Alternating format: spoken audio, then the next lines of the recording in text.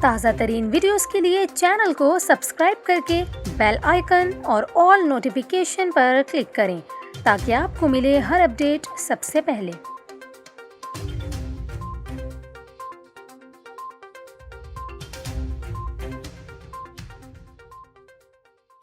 السلام علیکم، news 24/7 Urdu service میں خوش آمدید۔ ناظرین، آپ کو بتائیں کہ کراچی میں بدترین لوڈ شیڈنگ کا سلسلہ اس ماہ کے آخر تک جاری رہنے کا امکان ہے۔ گیس فیلڈ میں سالانہ مرمتی کام کی وجہ سے کے الیکٹرک کو دی جانے والی گیس کا پریشر 30 ستمبر کے بعد ہی بہتر ہو سکے گا، جس کے باعث کراچی میں بدترین لوڈ شیڈنگ کا سلسلہ اس ماہ کے آخر تک جاری رہنے کا امکان ہے۔ سوئی سدرن گیس کمپنی کے مطابق سنجھورو اور زرگون گیس فیلڈ سالانہ مرمت کی وجہ سے بند ہیں، جبکہ دیگر فیلڈ سے بھی گیس فراہمی کم ہو گئی ہے۔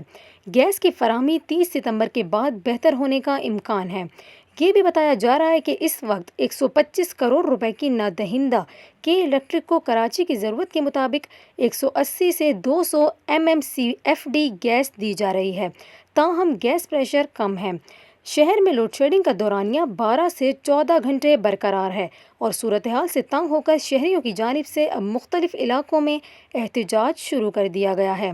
کہ الیکٹرک کی جانب سے شہر میں جاری بدترین لوڈ شیڈنگ پر شہریوں کے صبر کا پیمانہ لبریز ہو گیا۔ مشتعل افراد نے مختلف علاقوں میں احتجاج کیا، جس کے باعث سڑکوں پر ٹریفک کی روانی بھی معطل ہو گئی ہے۔